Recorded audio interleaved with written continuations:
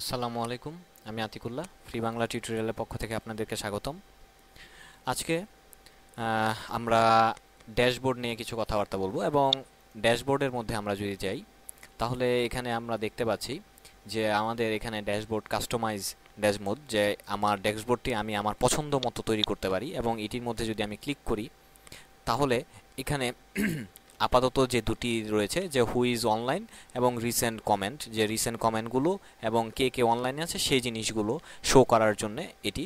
এবং এটি সিম্পলি আপনি যদি জাস্ট ড্র্যাগ এবং যেখানে চান এখানে অথবা এখানে, এবং কোনটির উপরে উপরে নিচে এবং ডান দিয়ে দিলে সেরকমভাবে আপনার এটি শেষ হয়ে গেল। এবং এখন এখানে দেখতে পাচ্ছেন যে কারেন্টলি ওয়ান ইউজার অনলাইন, যেমন আমি এখন অনলাইনে আছি সেই জন্য জাস্ট আমারটা দেখাচ্ছে এবং সেটির প্রোফাইল দেখা যাচ্ছে।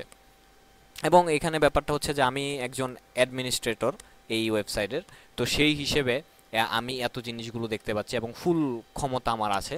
বাট যখন একজন নর্মাল ইউজার, তখন স্বভাবতই আপনি চাইলে আপনার মতো করে ম্যানেজ ইউজার, যেটা যেই অংশে আমি দেখাবো সেই হিসেবে সেই অংশে আপনারা দেখবেন যে আমরা আমাদের ইচ্ছা মতো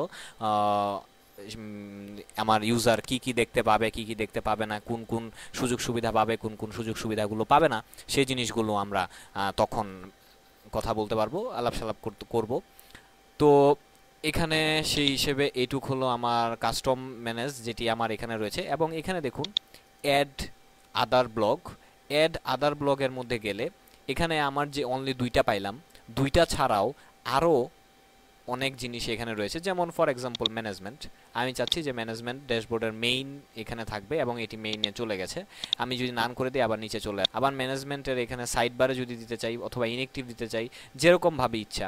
তো ফর এক্সাম্পল মেইনের মধ্যে আমি দিলাম এবং সেই ব্লগ, এবং এটি যদি কেটে দেই এবং আমার ড্যাশবোর্ডের মধ্যে যদি যাই তাহলে এখানে দেখতে পাচ্ছেন যে আমার সেই অ্যাডমিনিস্ট্রেটরটি এখানে চলে এসছে, আমি সেটি দেখতে পাচ্ছি। আবার আমরা চাইলে জাস্ট এইখান থেকে আমরা কনফিগার করতে পারি। আবার আরেকটি যে জিনিসটি সেটি হচ্ছে অ্যাপিয়ারেন্সের মধ্যে এখানে দেখুন আমাদের কিছু ট্যাব রয়েছে, আবার সেই ট্যাবের মধ্যে আবার সাব ট্যাগ রয়েছে। এবং এখানে অ্যাপিয়ারেন্সের মধ্যে আমি যেটি দেখাতে যাচ্ছি সেটি হচ্ছে যে আপডেটের মধ্যে গেলে আমার এখানে কোনো আপডেট আছে কিনা সেটি। আর সেটিংয়ের মধ্যে যদি যাই তাহলে এখানে আমার সেই সেটিং, এই জিনিসগুলো যে আমার অ্যাকচুয়ালি এই বিভিন্ন মেনুর আন্ডারে এরকমভাবে ট্যাব ট্যাব ট্যাব এবং সেই ট্যাবের আন্ডারে আবার সাব ট্যাব এইগুলো থাকতে পারে, এবং এগুলোতে একটি ইন্টারফেসের মধ্যে অনেকগুলো সুযোগ সুবিধা অ্যাড করার জন্যে। এবং অ্যাকচুয়ালি থিমের মধ্যে যে কি কোন কোন জায়গায় আমরা কি কি জিনিসপত্র সেট আপ করতে পারি সেটির জন্য আমরা কুইক ওভারভিউ যদি দেখতে চাই তাহলে সেটি হচ্ছে ব্লগ এর স্ট্রাকচারের মধ্যে গিয়ে ব্লগের মধ্যে এখানে যদি এই ব্লগ রিজিয়নস এখানে আমরা হলুদ মার্ক করে দেওয়া আছে, এবং এগুলো দিয়ে আমরা বুঝতে পারছি যে এখানে আমার header, feature, highlighted, help, content, actually আমার বার্টিক যে থিমটি আমরা ইউজ করতেছি বাই ডিফল্ট, এই বার্টিক থিমটির মধ্যে এই অপশনগুলো রয়েছে যে এখানে এখানে আমরা কন্টেন্টগুলো অ্যাড করতে পারি। তো সেই হিসেবে আমরা যদি চাই এই জায়গাগুলো, মানে এই হলুদ হলুদ জায়গাগুলোতে আমরা আমাদের কন্টেন্টগুলোকে যুক্ত করতে পারি। বাট আপনার থিম অনুযায়ী আপনার এই কন্টেন্টগুলো বা ব্লগগুলো চেঞ্জ হয়ে যেতে পারে।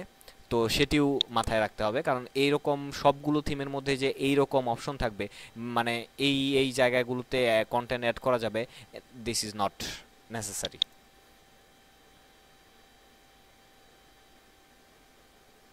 তো এখানে আমরা যদি চাই আরও ব্লক অ্যাড করতে, তো সেই ব্লক আমরা ইচ্ছা করলে এখান থেকে অ্যাড করতে পারি।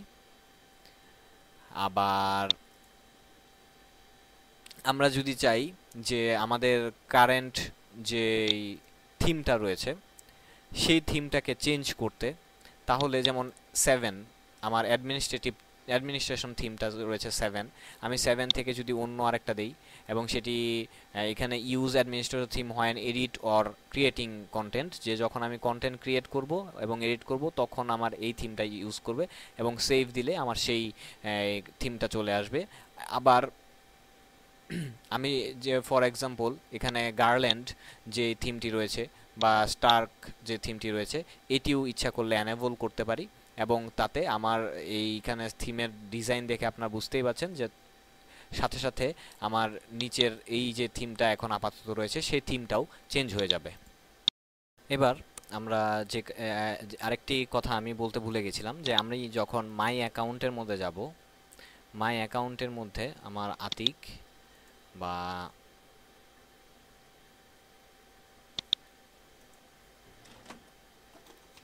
এডিটের মধ্যে যখন যাচ্ছি, তো এই এডিটের মধ্যে আমার এখানে দেখুন ইউজার তারপর 1 দেওয়া আছে।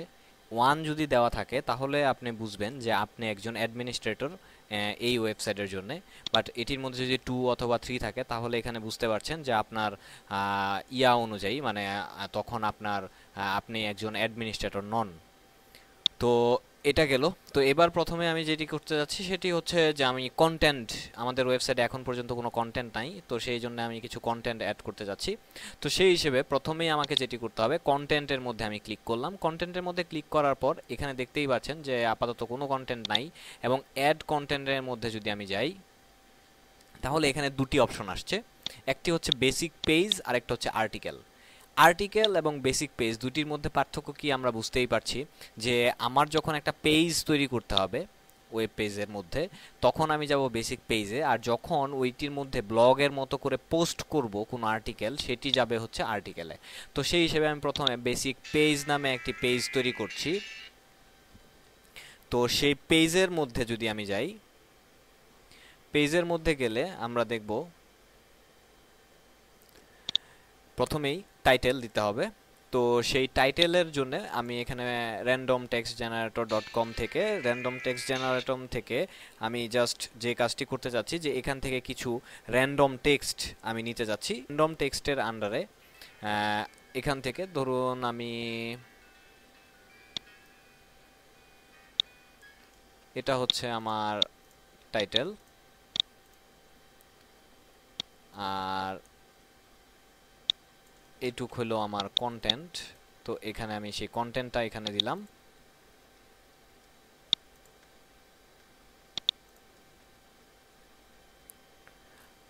এখানে আরেকটি যেটি হচ্ছে যে এডিট সামারি, এই সামারির মধ্যে যদি আপনি কোনো কিছু দেন, যে আমার যখন কোনো কিছু যদি সামারি দিতে চান তাহলে যেটা হবে যে সামারির মধ্যে যে জিনিসটা শো করবেন যখন আমার ফুল টেক্সটটা জাস্ট আর্টিকেলের টাইটেলটা এবং এই সামারিটা শো করবে, যখন ইউজার রিড মোর বাটনের মধ্যে ক্লিক করবে তখন অটোমেটিক্যালি এই ফুল বডিটা শো করবে। তো সেই হিসেবে ধরুন আমি এখানে একটি সামারি দিতে চাইলাম, তো সেই হিসেবে আমি আপাতত এইটুক সামারি হিসেবে এখানে দিলাম। আর এখান থেকে আমরা চাইলে ফুল HTML প্লেন টেক্সট, যেমন এখন আপাতত আমার HTML এবং টেক্সট দুইটি এখানে সাপোর্ট করছে, যে আমি HTML এ করতে পারবো, টেক্সটও দিতে পারবো। আর এখানে হচ্ছে অনলি HTML আর এটি হচ্ছে অনলি টেক্সট। আচ্ছা, তারপর এটি যেটি সেটি হচ্ছে যে আমার menu setting, provide a menu link, যে আমি যদি কোনো লিঙ্ক দিতে চাই, ফর এক্সাম্পল যে আমার মেনুর টাইটেলটা হবে ধরুন অ্যাবাউট, আর ডেসক্রিপশন ABU অ্যাবাউট আস। এই দুটার মধ্যে অ্যাবাউট এবং অ্যাবাউট আসের মধ্যে পার্থক্যটা কি, মানে টাইটেল এবং ডেসক্রিপশনের মধ্যে পার্থক্যটা কি, এটা একটু পরেই আপনারা বুঝতে পারবেন। তারপর হচ্ছে যে এটি কোনটার আন্ডারে, যেমন আমার এখন আপাতত রয়েছে অনলি হোম বাটন মেনু, তো এই হোমের আন্ডারে যদি আমি এখন সাব মেনু তৈরি করতে চাই তাহলে এটা, বাট আমি চাচ্ছি এটা এমনিতে একটা মেনু হবে। আর এটিতে আমি একটু পরে আসছি, মানে এটি হচ্ছে যে আপনার উইথটা কত দূর বড় হবে সেটা। তো এখানে রিভিশন ইনফরমেশন, এটির মধ্যেও আমি পরে আসতেছি। ইউআরএল পাথ, যে আমি যদি কোনো ইউআরএল দিতে চাই, যেমন আমার ওয়েবসাইটের যে ইউআরএল যেমন এটি, তো এখানে অটোমেটিক্যালি ক্রিয়েট হবে। তো যেহেতু আমি অটোমেটিক্যালি যাচ্ছি না, তো সেই হিসেবে ABOUT আস, অ্যাবাউট আস এখানে দিলাম। কমেন্ট সেটিং, যেহেতু এটা আমার একটা পেজের মধ্যে কমেন্ট অটোমেটিক এখানে ক্লোজ থাকে, বাট আপনি যদি চান যে না আমার পেজের মধ্যে ইউজার কমেন্ট করতে পারবে, তাহলে আপনি ওপেন করে দিতে পারেন। It's totally depends up to you. তারপরে হচ্ছে অথরিং ইনফরমেশন, যে অথর হিসেবে আমি আতিক, এটি এখানে শো করছে কত তারিখ, আপনি যদি আপনার তারিখটা দিতে চান। তারপরে হচ্ছে পাবলিশিং অপশন। পাবলিশিং অপশনের মধ্যে এখানে দেওয়া হচ্ছে পাবলিশ, যদি অনলি পাবলিশ দিয়ে আমি এটিকে সেভ দিলাম,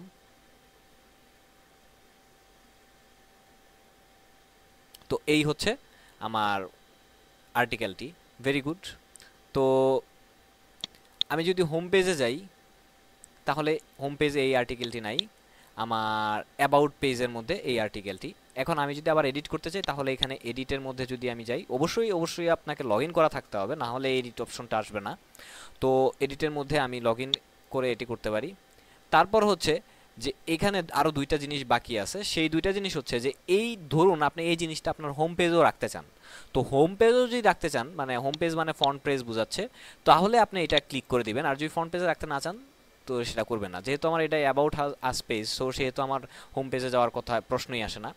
আর sticky at top of the list, sticky post আমরা ওয়ার্ডপ্রেসে দেখেছি, এখানেও সেই রকম স্ট্রিকি পোস্ট, যে আমার যদি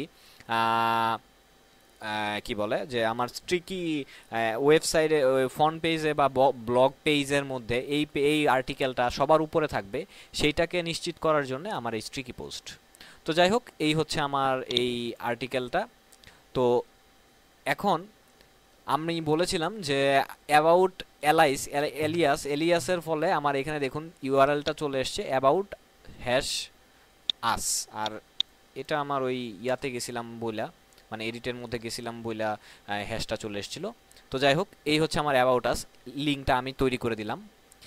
আর এখানে আমার এডিট এটাও আসলো। আর আরেকটা যেটা কি জানি দেখাতে চাইলাম,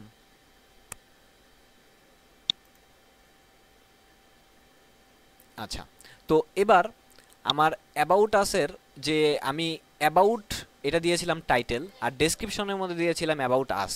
তো সেই হিসেবে এখন আপনারা দেখতেই পাচ্ছেন, আমি যখন মাউসটা এটার উপরে নিয়েছি, তখন এখানে শো করছে অ্যাবাউট আস। তো ডেসক্রিপশন যদি আপনি খালি রাখেন, তাহলে এই অ্যাবাউট আস কথাটা শো করবে না। তো এটাও আপনার উপর ডিপেন্ড করে। তো এটা দেখলাম পেজ কীভাবে তৈরি করতে হয়। এবার দেখি যে আর্টিকেল কীভাবে বানাইতে হয়। তো আরেকটা কথা বলার হচ্ছে যে আমরা যদি চাই যে আমার এই আর্টিকেলটা ডিলিট করার জন্য, স্বভাবতই এখানে আমি ডিলিট অথবা এডিট করতে পারি, অথবা যদি ধরুন আপনারা এখানে 10টা 20টা আর্টিকেল একসাথে ডিলিট করতে বা এডিট করতে যাচ্ছেন, তাহলে এখানে ক্লিক করতে পারেন, অথবা এটার মধ্যে ক্লিক করতে পারেন। তারপর এখান থেকে যে ডিলিট সিলেক্টেড কন্টেন্ট, এটা সিলেক্ট করে আপডেট দিয়ে দিলে এটা ডিলিট হয়ে যাবে। তো যাই হোক, আমি এখন অ্যাড কন্টেন্ট, আমি নতুন একটি কন্টেন্ট অ্যাড করতে যাচ্ছি, এবং এবার যেটা আমি করতে যাচ্ছি সেটা হচ্ছে আর্টিকেলের মধ্যে যদি আমি যাই, এবং এবার আমি আরেকটি নতুন পেজ নিলাম, এবং এই নতুন পেজের আর্টিকেল এটা দিলাম,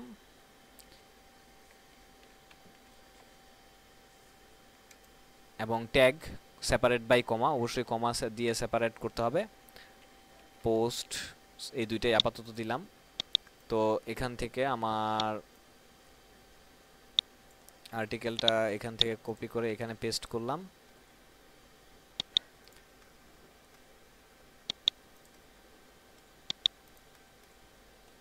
এবং এখান থেকে আমরা যদি চাই যে আমার একটা ছবি আপলোড করতে, তো সেই হিসেবে একটা ছবি এখানে আপলোড করতে পারি। ওকে, এবং আমি এটাকে পাবলিশ করলাম, মানে সেভ দিয়ে পাবলিশ করলাম। সেভ দিয়ে পাবলিশ করার পর তো এখানে আমার সেই ছবিটা প্লাস এই ইয়াটা আসছে, আর্টিকেলটা আসছে, এবং এখানে আমি লগ ইন করা আছে বলে এখানে আমার সাবজেক্ট এবং কমেন্ট করার অপশনও চলে আসছে। Very good. তো আমি এখন হোম পেজে যাই। তো হোম পেজে যাওয়ার পর এখানে দেখতেই পাচ্ছেন যে আমার সেই আর্টিকেলটা এখানে শো করছে। আমরা যদি চাই আবার এখানে এডিট অথবা ডিলিট একসাথে যেটা ইচ্ছা সেটা করতে পারি। এখানে আবার চলে আসলাম, এবং এখানে দেখুন এখানে আমি চাইলে আবার আমার ইউআরএল দিয়ে দিতে পারি। আবার এখান থেকে যে এইবার দেখুন আমার কমেন্ট অন অটোমেটিক, কারণ এটা আর্টিকেল পেজ না, তো সেই হিসেবে আবার ইনফরমেশনগুলো অটোমেটিক। আর যদি আমি চাই এটা আমার সবসময় টপে থাকবে, তাহলে স্ট্রিকি পোস্ট হিসেবে আমি দিতে পারি। তো এইভাবে আমরা আমাদের ইচ্ছা মতো একটা আর্টিকেল, এবং এখানে আমার ট্যাগগুলো এবং রিড মোর বাটনের মধ্যে ক্লিক করলে আমার ফুল আর্টিকেলটা পোস্ট করছে, এবং এখানে আমার আপাতত নোড 2 হিসেবে এটি সেভ হয়েছে, তারপর এটি 3 4 এরকমভাবে এটি সেভ হবে। তো এইভাবে অ্যাকচুয়ালি আমরা আর্টিকেলগুলো পোস্ট করতে পারি। পরবর্তী টিউটোরিয়ালটিতে আমরা কিছু আমাদের এই লোগো, তারপর এখানে এই যে ফেভিকন, এই জিনিসগুলো কিভাবে চেঞ্জ করতে হয়, এখানে কিভাবে টাইটেলের মধ্যে এই আমার ওয়েবসাইটের নামের নিচে কিভাবে একটি স্লোগান অ্যাড করতে হয়, সেই জিনিসগুলো দেখব। তো আজকে বন্ধুরা এই পর্যন্তই, সবাই ভালো থাকবেন, ধন্যবাদ।